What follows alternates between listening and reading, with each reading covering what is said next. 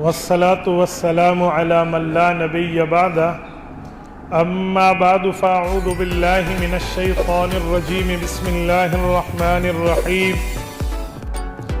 فمن زحزح عن النار وأدخل الجنة فقد فاز وما الحياة الدنيا إلا متاع الغرور عن عبد الله بن بسر رضي الله تعالى عنه قال قال رسول الله صلى الله عليه وسلم طوبى لمن وجد في صحيفته استغفارا كثيرا رواه الإمام الهمام بن ماجة القزويني في سننه صدق الله العظيم وبلغنا رسوله النبي الأمي الكريم ونحن على ذلك لمن الشاهدين والشاكرين والحمد لله رب العالمين. اس کی آواز تھوڑی آہستہ کرو. میرے معزز دوستو، آج 1 جنوری 2020 ہے. ہمارا ماہانہ خانقاہی اجتماع ٹانک سٹی. میں نے آپ کی خدمت کے اندر قرآن کریم سورت نمبر 3 سورت آل عمران آیت نمبر 185 کا آخری ٹکڑا پڑھا ہے، اور سنن ابن ماجہ سے حضرت عبداللہ بن بسر رضی اللہ تعالی عنہ سے روایت کردہ خاتم الانبیاء حضرت محمد مصطفیٰ احمد مجتبیٰ صلی اللہ علیہ وسلم کا ایک فرمان پڑھا ہے. اس آیت اور اس فرمان کی روشنی میں آپ کی خدمت میں چند باتیں عرض کرنے لگا ہوں. میرے دوستو، ہم دنیا میں ہمیشہ کے لیے نہیں آئے، ہم دنیا میں کچھ وقت کے لیے آئے ہیں. یاد رکھیں، جہاں بندہ کچھ وقت کے لیے جاتا ہے تو وہاں اس عارضی چیزوں سے دل نہیں لگایا کرتا. اگر ہم دنیا کے عارضی پن سے دل لگانے والے بن گئے تو ہمیں اس دنیا نے آخرت میں نقصان دینا ہے. ہمارے جسم سے وہ اعمال صادر ہوں جس سے اللہ بھی راضی ہو، اللہ کا رسول بھی راضی ہو اور ہماری آخرت بھی بن جائے. اللہ رب العزت کے یہاں کامیابی کا معیار یہ ہے کہ ہم جنت جانے والے اور جہنم سے بچ جانے والے بن جائیں. یہ آیت جو میں نے خطبے میں پڑھی ہے، اس آیت کریمہ میں اللہ پاک یوں فرماتے ہیں فمن زحزح عن النار، فرمایا جو جہنم سے بچا. آگے وَأُدْخِلَ الْجَنَّةَ فَقَدْ فَازَ، اور جنت میں داخل ہوا تو یہ بندہ کامیاب بن گیا. سوال یہ ہے کہ ایک بندہ جہنم سے بچ جائے تو کامیاب نہیں ہے؟ نہیں، یہ آدھی کامیابی ہے. کیوں؟ مقامات 3 ہیں. ایک کو جنت کہتے ہیں، ایک کو جہنم کہتے ہیں، ایک کو اعراف کہتے ہیں. جس بندے کی نیکیاں قیامت میں زیادہ ہو گئیں اور گناہ کم ہو گئے، یہ بندہ جنت جائے گا. اور جس کے گناہ زیادہ ہو گئے، نیکیاں کم ہو گئی، یہ بندہ دوزخ جائے گا، اللہ محفوظ فرمائے. اور جس کے نیکیاں اور گناہ برابر ہو گئے تو یہ بندہ اعراف میں جائے گا. اعراف وہ جگہ ہے جس کو آدھی جنت اور آدھی جہنم سمجھ لیں. آیت نمبر 44 تا آیت نمبر 52 سورت نمبر 7 سورت اعراف کو پڑھ لیں. یہ آدھی جنت ہے اور آدھی جہنم ہے. اعرافی جنتیوں کو کہیں گے کوئی پانی کی ایک کلی بھر کے ہماری طرف پھینک دیں، یہاں گویا تھپڑ بھی لگیں گے، ٹافیاں بھی ملیں گی. آدھی خوشی ہے اور آدھی غم ہے نا. تو یہ جہنم سے تو بچ گیا، لیکن جنت کچھ عرصے کے بعد جائے گا. مکمل کامیابی یہ نہیں ہے. تو رب العزت نے مکمل کامیابی بتائی، فمن زحزح عن النار، جہنم سے بھی بچا وَأُدْخِلَ الْجَنَّةَ اور جنت میں بھی گیا فقد فاز یہ کامیاب ہے۔ تو کامیابی ہمیں دخول اولی پر ملے گی۔ دخول اولی جنت کا تب ہے جب ہمارے اعمال میں نیکیوں کی کثرت پائی جائے۔ اور یاد رکھیں جب نیکیاں بڑھ گئیں اور گناہ کم ہو گئے تو اللہ پاک کی رحمت سے قانون تو یہی ہے کہ بندہ جنت جائے گا۔ دنیا میں جو بندہ رہتا ہے اور دنیا کو اپنے لیے اچھا سمجھتا ہے، اس آدمی کو قرآن کریم میں اللہ پاک فرماتے ہیں وَمَا الْحَيَاةُ الدُّنْيَا إِلَّا مَتَاعُ الْغُرُورِ، میرے بندے یاد رکھنا یہ دنیا کی چند روزہ زندگی آخرت کے مقابلے میں دھوکے کا سامان ہے۔ تو نے دنیا میں رہ کر ان دنیا کی چیزوں سے دل نہیں لگانا، تو دنیا کی چیزوں کو اپنا دل دے بیٹھا یا دنیا کی چیزوں میں مشغول ہو گیا تو یاد رکھنا تو دھوکے کے گھر سے دل لگا بیٹھے گا۔ وَمَا الْحَيَاةُ الدُّنْيَا إِلَّا مَتَاعُ الْغُرُورِ، یہ دھوکے کا سامان ہے۔ دھوکے کے سامان کا مطلب بعض چیزیں ایسی ہوتی ہیں جو بندہ اس سے دھوکہ کھا جاتا ہے، اور ایسا دھوکہ کھاتا ہے کہ بندہ سمجھتا ہے کہ یار ایسا ہے، ہوتا ویسے نہیں ہے۔ قرآن کریم نے سورۃ نور میں سراب کا لفظ بولا ہے کہ سراب، آپ اس کو پڑھیں تو آپ کو ایک بات سمجھ آئے کہ سراب کسے کہتے ہیں۔ جب گرمیوں میں بندہ سڑک پر سفر کر رہا ہو تو بالکل دور بندے کو سڑک کے اوپر پانی کی لہریں نظر آتی ہیں، گویا وہ پانی ہے، حالانکہ وہ پانی نہیں ہوتا۔ جب بندہ اس کے قریب پہنچتا ہے تو وہ سڑک ہوتی ہے جو چمک کے ہمیں پانی نظر دکھا رہی ہوتی ہے۔ تو میرے دوستو دنیا بھی ایسے ہے جو ہم دیکھتے کچھ ہیں ہوتی کچھ ہے، سمجھتے کچھ ہیں ہوتی کچھ ہے، ہم اسے جانتے کچھ ہیں ہوتی کچھ اور ہے۔ اگر یوں نہ سمجھے تو میں ایک مثال آسان سی اور دوں۔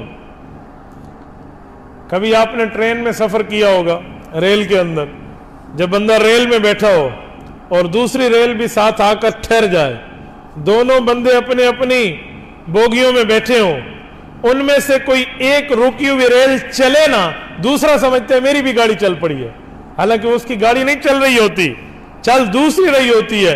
یہ والا یہ سمجھ رہا ہوتا ہے کہ میری بھی گاڑی چل رہی ہے۔ تو یہ ہے دھوکے کا سامان۔ تو دنیا میں دل لگا کر ہم سمجھ جائیں گے میری گڈی اوپر چڑھ گئی ہے، یہ ہو گیا ہے، ہوگا یہ نہیں، وہ کچھ اور ہو رہا ہوگا، کچھ اور معاملہ ہوگا، نظر کچھ اور آئے گا۔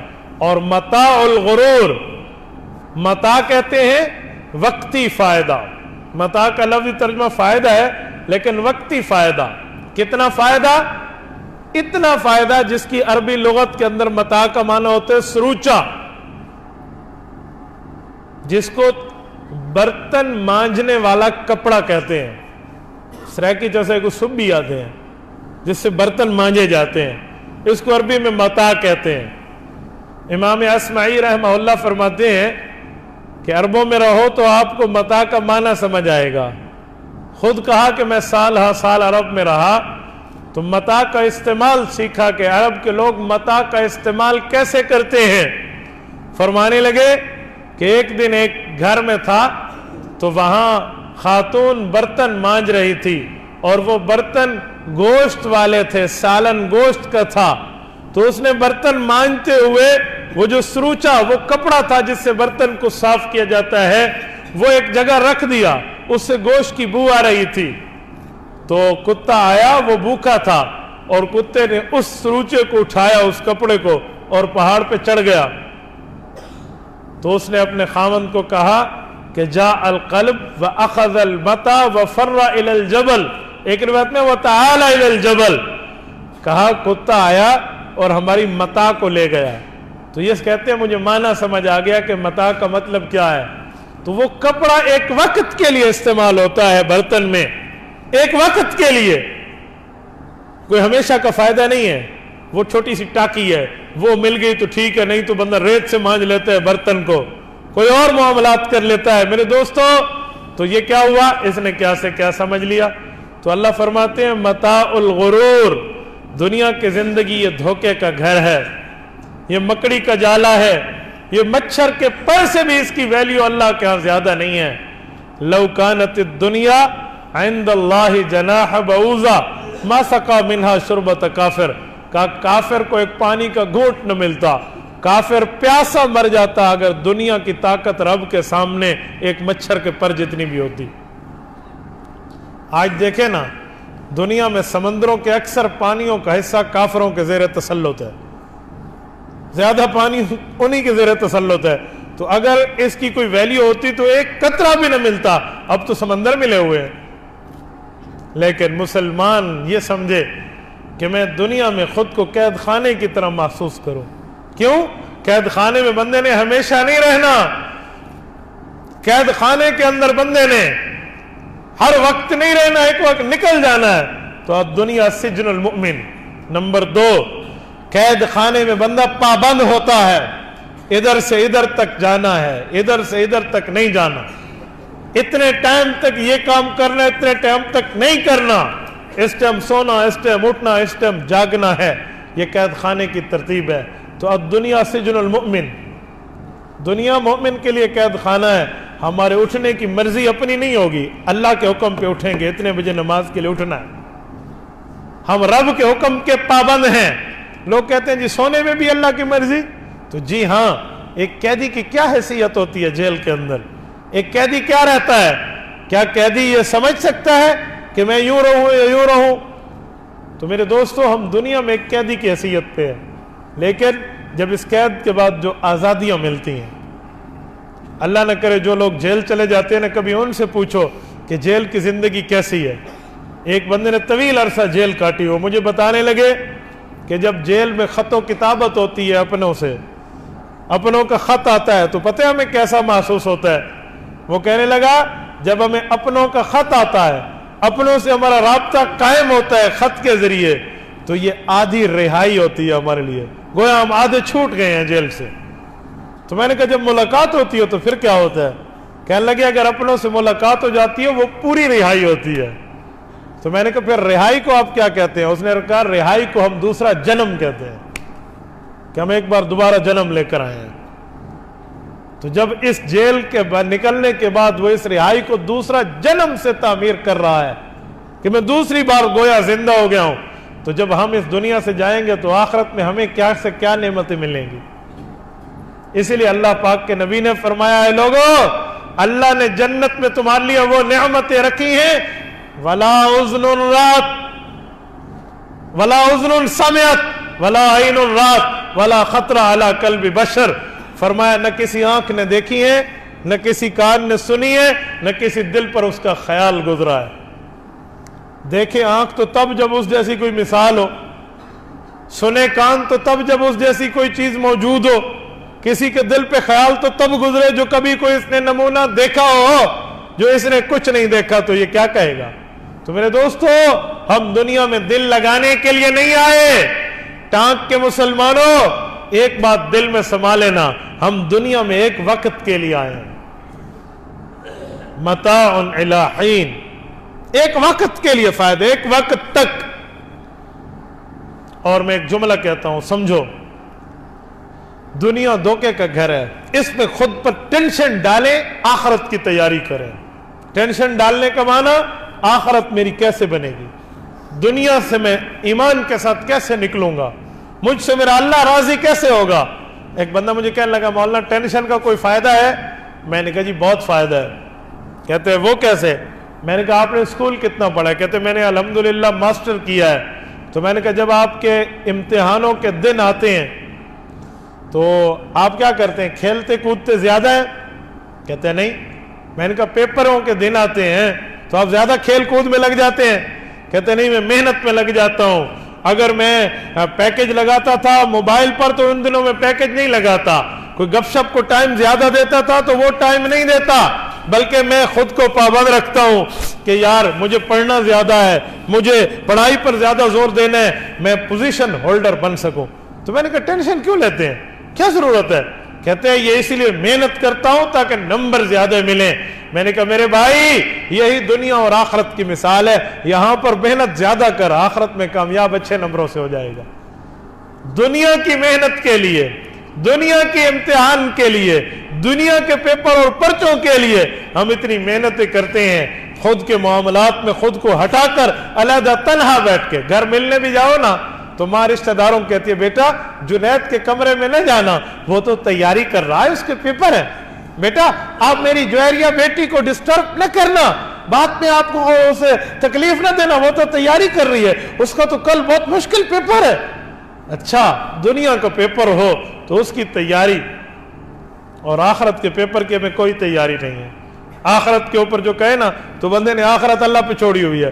آج کل کسی کو دین کی بات سمجھاؤ تو لوگ ہمیں کہتے ہیں مولانا اللہ غفور الرحیم نہیں ہے، اللہ غفور الرحیم نہیں ہے۔ تو میں بعض اوقات حیران ہوتا ہوں کہ جو اللہ غفور الرحیم ہے تو اس کا کیا معنی؟ اللہ فرماتے ہیں میں غفور الرحیم ہوں تو دل سے رج کر اس کی نافرمانی کرو، دل لگا کر اس کے جو ہے نا احکام کو توڑو، یہ غفوریت ہے، یہ رحیمیت ہے۔ یار اللہ غفور الرحیم ہے، لیکن اسی غفور الرحیم نے فرمایا فاستبقوا الخیرات، اسی غفور الرحیم نے ہمیں نماز، روزے، حج، زکوٰۃ، اذان، نکاح، طلاق، غمی، خوشی، یہ تمام احکام بتائے ہیں کہ ایک ایک کی حدود قائم ہے۔ اور آج کل لوگ غلطیوں پہ غلطیاں کرتے چلے جاتے ہیں اور اس پہ بندہ سمجھتا بھی نہیں ہے۔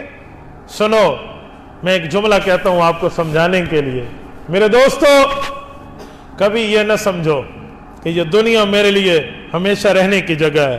یاد رکھیں دنیا کی زندگی یہ ہمیشہ کی نہیں ہے، دنیا کی چاہت ہمیشہ کی نہیں ہے، دنیا کی دولت ہمیشہ کی نہیں ہے، دنیا کی بادشاہت ہمیشہ کی نہیں ہے، دنیا کی جوانی ہمیشہ کی نہیں ہے۔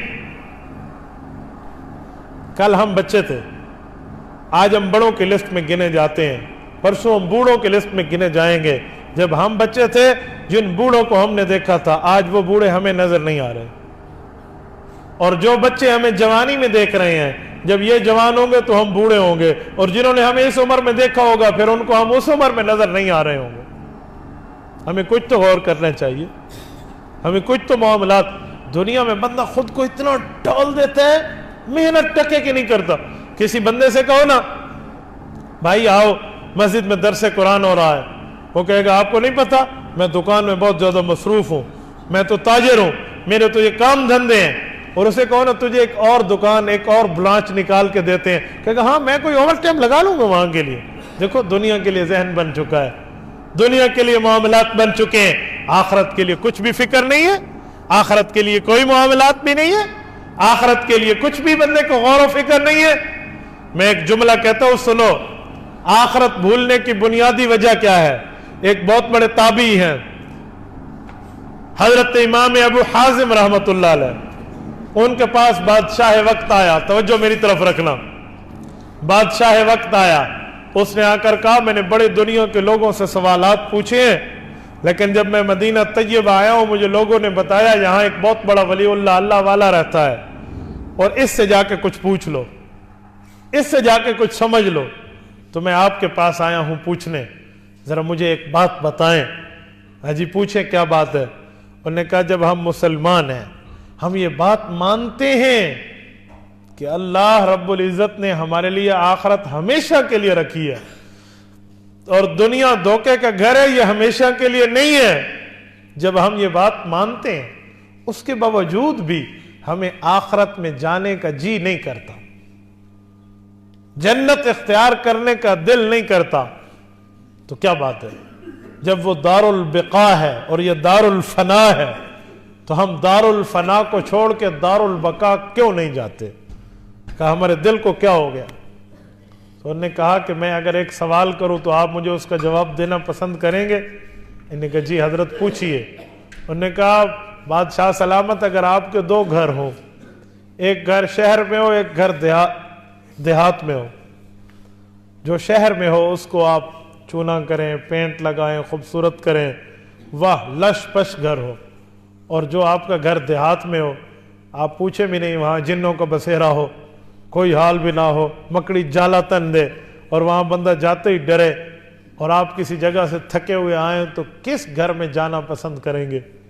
اس نے کہا ظاہری بات ہے اسی گھر میں جو فیسیلیٹیڈ ہوگا، جس میں سہولیات موجود ہوں گی، شہر کے گھر میں جانا پسند کروں گا۔ تو انہوں نے کہا کیوں؟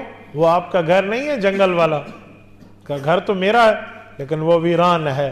تو کہا بیٹا یہی بات ہے، دنیا کے گھر پہ ہم نے اتنی محنتیں کی ہیں کہ آخرت کے گھر کو ویران کر دیا ہے، دنیا کے گھر پہ اتنی محنتیں کی ہیں کہ آخرت کے گھر کو برباد کر دیا ہے، دنیا کے گھر پہ اتنی محنتیں کی ہیں کہ آخرت کے گھر کو بالکل نکما قسم کا ہم نے اپنے ذہن میں بنایا ہوا ہے۔ اور جو بندہ محنت کر کے ایک گھر کو اچھا کر لے تو آبادیوں کو چھوڑ کے ویرانیوں کی طرف جانے کا جی اس کا نہیں کرے گا۔ یہی حال آج ہمارا ہے، ہم دنیا کے اوپر سب کچھ لگاتے ہیں، دنیا کے اوپر ایک ایک چیز پر بیٹھے ہیں، آخرت کی ہمیں فکر نہیں ہے۔ کچھ اعمال بندہ اپنے اعمال نامے کے سٹاک میں ایسے رکھے کہ آخرت میں وہ بندے کو فائدہ دے جائے، آخرت میں اس پر فائدہ ہو۔ اگر آخرت میں اس پر فائدہ نہیں ہے پھر کسی کام کی وہ محنت نہیں۔ جن کو جنت کی خوشخبریاں مل چکی تھیں رسول اللہ صلی اللہ علیہ وسلم کی زبان اقدس سے، وہ لوگ آخرت کے لیے اتنے فکر مند رہتے کہ اتنے فکر مند کسی اور چیز کے بارے میں نہ رہتے۔ میں خلفائے اربعہ کی بات پیش کرتا ہوں، حضرات خلفائے راشدین، خلیفہ اول سیدنا ابو بکر صدیق رضی اللہ عنہ، خلیفہ دوم سیدنا فاروق اعظم عمر فاروق رضی اللہ عنہ، خلیفہ چہارم سیدنا عثمان ذو النورین رضی اللہ عنہ، اور خلیفہ چہارم حضرت علی المرتضیٰ رضی اللہ عنہ۔ ان چاروں کو دیکھو، ان کی زندگیاں دیکھو، ان کی دنیا سے محبت کتنی ہے، آخرت سے لگاؤ کتنا ہے۔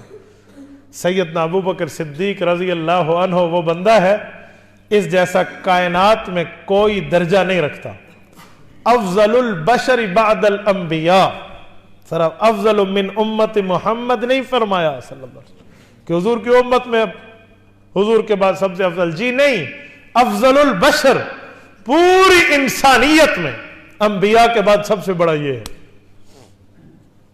1,24,000 انبیاء ہیں تو 1,24,000 امتیں ہوئی نا۔ ابو بکر وہ ہے جو انبیاء کے بعد 1,24,000 امتوں سے بڑا درجہ رکھتا ہے۔ یہ ابو بکر صدیق ہے جس کی 4 نسلیں صحابی ہیں، مسلمان نہیں، صحابی۔ ابو بکر خود صحابی، ان کے والد ابو قحافہ عثمان بن عامر صحابی، ابو بکر کا بیٹا، ابو بکر کی بیٹیاں عبد الرحمن محمد بن ابی بکر عائشہ اسما رضی اللہ عنہم، یہ صحابیہ، اور صحابی ابو بکر صدیق کا نواسہ عبداللہ بن زبیر صحابی رضی اللہ عنہ۔ 4 نسلیں صحابی جس کی، اس جیسا کہاں سے لائے گا بندہ؟ اس بندے کے لیے کتب میں لکھا ہے رجل حزیج فی یوم القیامہ، ابو بکر صدیق محزون رہتے، غمگین رہتے، حزین رہتے، اللہ آخرت میں میرا کیا بنے گا۔ یہ ابو بکر جو میں یوں کہوں نا کہ زمین پہ چلنے والا یا آسمان کے جبرائیل سے افضل شخصیت ہے تو اس کے لیے دوسری رائے نہیں ہے۔ جس کے سلام آسمان سے عرش سے فرش پر جبرائیل لایا کرتا تھا، جس کے لباس جیسا لباس فرشتوں کو رب پہنا دیا کرتا تھا، جس کو مصلی رسول اللہ نے سونپا اور امام الامت بنا دیا، جیسے مصلی رسالت اللہ نے رسول اللہ کو سونپا اور امام الانبیاء بنا دیا، جو حضور کا مقتدی تھا وہی نبی تھا، ایسے ابو بکر کو حضور نے مصلی امامت دیا اور فرمایا جو امتی بننا چاہتا ہے گویا وہ اس کے پیچھے آ جائے، جس نے ابو بکر کی امامت نہیں مانی وہ امت سے خارج ہوا۔ اتنا بڑا درجہ، اور یہ رجل حزین، غمگین رہتا ہے ہر وقت۔ سیدنا فاروق اعظم رضی اللہ عنہ کے لیے آئیے، جامع ترمذی میں روایت ہے لو کان بعدی نبی لکان عمر، کہ اگر رسول اللہ کے بعد کوئی نبی آنا ہوتا سیدنا عمر فاروق رضی اللہ تعالیٰ عنہ کا سر مبارک اس لائق تھا کہ اس پر نبوت کا تاج رکھا جاتا، کندھے اس قابلیت اور صلاحیت کے مالک تھے کہ ان پر تمغہ نبوت سجائے جاتے۔ یہ عمر فاروق ہے، اس کے لیے کان کثیر البقاء فی یوم القیامہ، قیامت کے بارے میں عمر فاروق زیادہ رونے والے بندے تھے، کثیر البقاء، زیادہ رویا کرتے تھے۔ فاروق اعظم جس کے ایک کوڑے پہ زمین کا زلزلہ رکے، جس کی آواز ساریہ بن زنیم تک ہوائیں لے کر چلے، جس کی چادر سے ہررا کی آگ بجھے، جس کے خط سے دریائے نیل چلا اور قیامت تک چلتا رہے. کان کثیر البقا، وہ اس مسئلے پر زیادہ رونے والے تھے. اللہ کے قرآن کی آیت پیش کرتے فَلْيَضْحَكُوا قَلِيلًا وَلْيَبْكُوا كَثِيرًا، کہ اللہ فرماتے ہیں کہ آپ آخرت کے لیے رونے والے زیادہ بنو، ہنسنے والے کم بنو. آخرت کی اتنی فکر.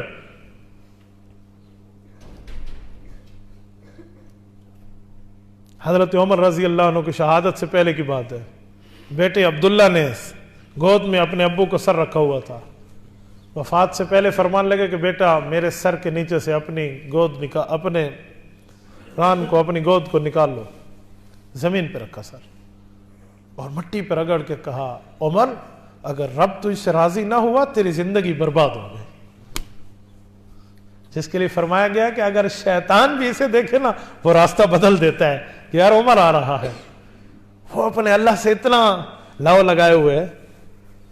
جب امیر المؤمنین بنے تو صحابہ اکرام سے مشورہ کر کے پوچھا کہ شیطان بہت ظالم ہے، کسی موقع پر کہیں مجھے گمراہ کرنے کی کوشش نہ کرے، تو کوئی ایسا جملہ مجھے بتاؤ جو میں اپنے سامنے لکھوا لوں یا اپنی انگوٹھی میں کندھا کرا لوں. جب کوئی مسئلہ ایسے ڈگمگانے والا آئے، کوئی فیصلہ آئے جس پر میرا کوئی جی للچانے لگے، تو میں اس کو دیکھوں اور مجھے اللہ یاد آ جائے اور میں وہ دنیا کی چیز چھوڑ دوں. تو صحابہ کے مشورے سے ایک لفظ لکھا گیا تھا کفا بالموت واعظا، اے عمر موت کو یاد کر لو، یہ بہت بڑی نصیحت ہے. یہ حضرت عمر کے سامنے لفظ لکھا ہوا ہوتا تھا. سیدنا عثمان ذو النورین رضی اللہ عنہ، جامع ترمذی میں حدیث موجود ہے، فرمایا القبر اما روضۃ من ریاض الجنہ او حفرۃ من حفر النیران. اللہ کے رسول صلی اللہ علیہ وسلم کی روایت حضرت ابو سعید خدری، حضرت مالک بن سنان بن وہیب رضی اللہ عنہ بیان فرماتے ہیں. ابو سعید خدری کا اصل نام مالک بن سنان ہے. فرماتے ہیں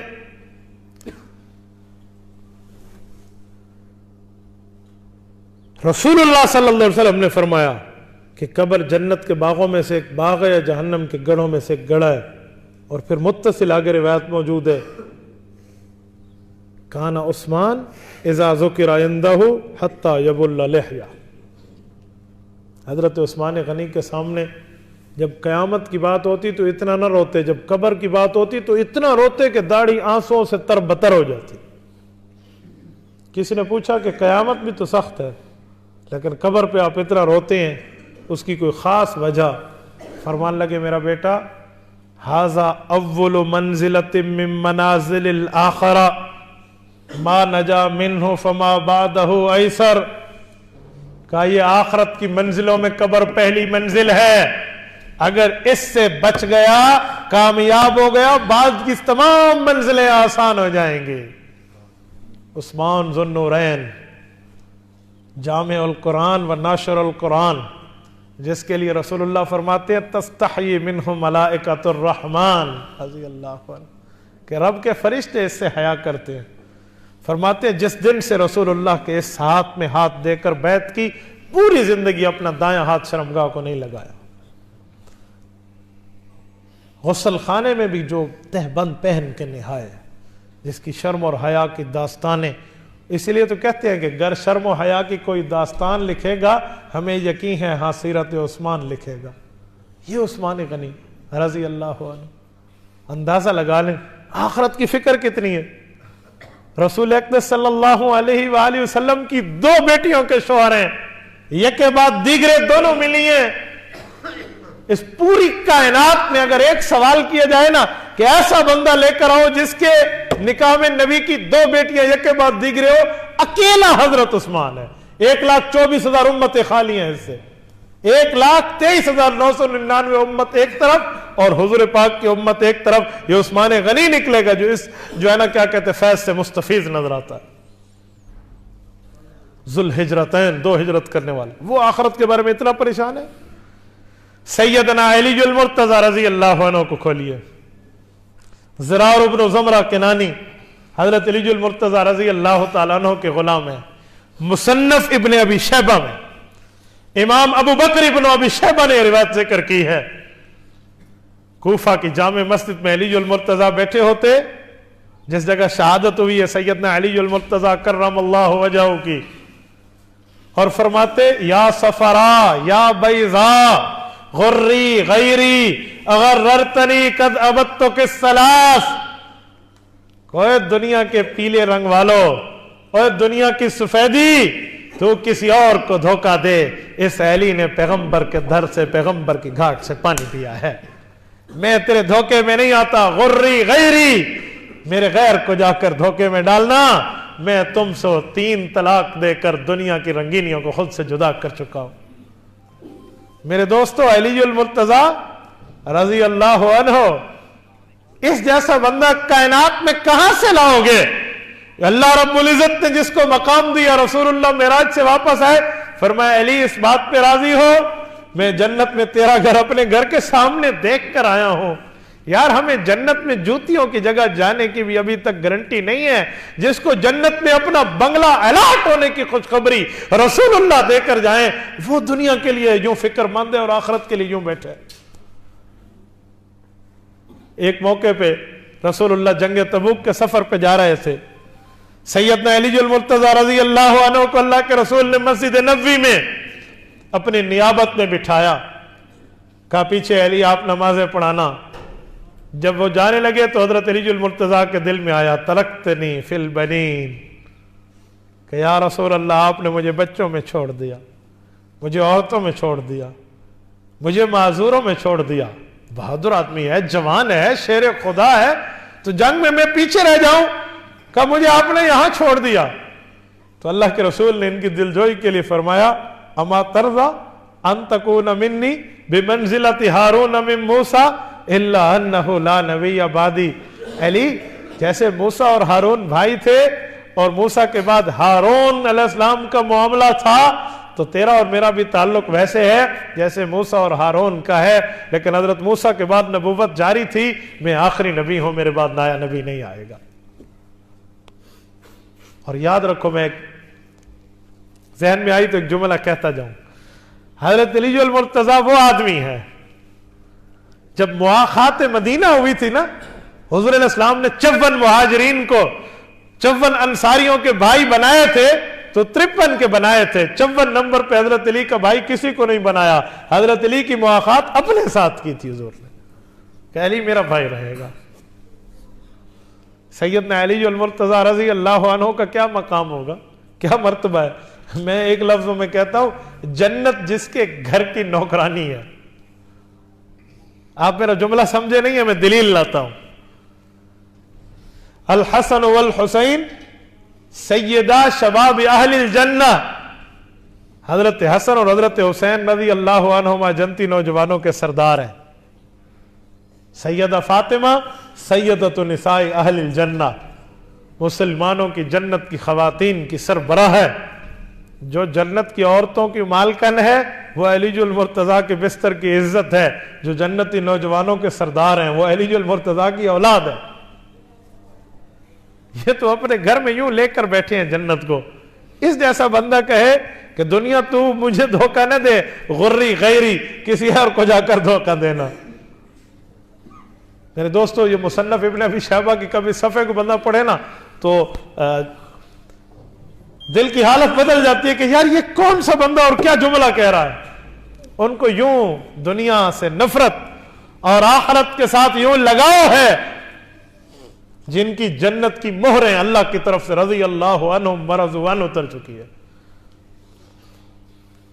اولئک ہم خیر البریہ، بر سے نکلا ہے نا خشکی، اس خشکی پر جتنی زندگی ان میں سب سے افضل یہ پیغمبر کے صحابہ ہیں، خیر البریہ۔ ان لوگوں کو تو آخرت کی جو فکر تھی۔ امام حسن بصری، خواجہ حسن بصری رحمہ اللہ فرماتے ہیں، حسن بصری بہت بڑی شخصیت ہے، بہت بڑی شخصیت ہے۔ اس کے لیے میں صرف اتنی بات کہتا ہوں، جس نے رسول اقدس صلی اللہ علیہ وسلم کی بیوی کا دودھ پیا ہو تو یہ رسول اللہ کا رضائی بیٹا نہ ہوا؟ سیدہ ام سلمہ رضی اللہ عنہا حضور پاک کی بیوی ہیں۔ ابو سلمہ فوت ہوئے ہیں تو سلمہ بیٹے کے ساتھ لے کر ام سلمہ کا نکاح حضرت رسول اللہ سے ہوتا ہے۔ ام سلمہ کے گھر میں خواجہ حسن بصری کی اماں کام کیا کرتی تھی، یہ چھوٹے تھے، شیر خوار تھے، تو امی کسی کام میں مصروف اور بچہ ماں کے دودھ کے نہ پلانے پر بل بلا کر رویا، ام المؤمنین سیدہ رضی اللہ عنہا نے انہیں دودھ پلایا ہے۔ خواجہ حسن بصری ام المؤمنین کی اولاد بنتے ہیں۔ یہ فرماتے ہیں میں 500 صحابہ کرام سے ملا ہوں، ہر صحابی کو دنیا سے نفرت اور آخرت کا فکر مند پایا۔ 500 صحابہ کا شاگرد ہے، بہت بڑا تابعی ہے امام حسن بصری، تو آخرت کی تو انہیں اتنی یاد ہے، اور ہم آخرت کے بارے میں ذرہ برابر بھی فکر مند نہ ہو۔ میرے دوستو یاد رکھیں، جس کو جتنا بندہ سامنے رکھے گا اس پر اتنی محنت کرے گا۔ آج ہم نے دنیا کو سامنے رکھا، دنیا پر محنتیں چل رہی ہیں، آخرت کو سامنے رکھیں گے، آخرت پر محنتیں کریں گے۔ امام زین العابدین جن کا نام علی ہے، سجاد انہیں کہتے ہیں، کربلا کا غازی ہے، سیدنا حسین ابن علی رضی اللہ عنہ کا جانشین اور فرزند ارجمند ہے، حضرت علی المرتضیٰ کے پوتے ہیں، امام باقر کے والد ہیں۔ امام زین العابدین جا رہے تھے تو کسی خارجی نے ان کے بارے میں ایک نازیبہ کلمہ کہا، انہوں نے خود بھی جواب نہیں دیا، ساتھیوں کو بھی روک دیا، اور اسے کہا کہ کیوں اس کے بارے میں تم پریشان ہوتے ہو؟ اگر میں پل صراط سے امن امان میں گزر گیا کل قیامت کے اندر تو مجھے اس کی گالی کی کوئی پرواہ نہیں ہے، اور اگر پل صراط سے مجھے روک دیا گیا تو میں اس سے زائد بات کا مستحق ہوں۔ وہ تو یوں آخرت کو لیتے تھے، یار یہ پل صراط پہ روکے جائیں گے، یہ ہو سکتا ہے زین العابدین، امام زین العابدین کو روکا جائے گا؟ جس کا والد جنتی نوجوانوں کا سردار ہے، اسے روکا جائے گا؟ لیکن وہ پھر بھی اپنے لیے ایسے فکر مند ہے۔ یہ ہمیں سمجھایا اور بتایا جا رہا ہے، ہمیں کچھ فکر مند کیا جا رہا ہے۔ یاد رکھیں فکر مندی بہت بڑی چیز ہے، بے فکر نہ ہوا کریں، آخرت پر سوچا کریں۔ مسلمانوں کے لیے بہت نعمتیں ہیں، کافروں کے لیے کچھ بھی نہیں ہے۔ مسلمانوں کے لیے بہت وعدے ہیں، کافروں کے لیے کچھ بھی نہیں ہے۔ اللہ رحمان فی الدنیا و رحیم فی الآخرہ وکان بالمؤمنین الرحیمہ۔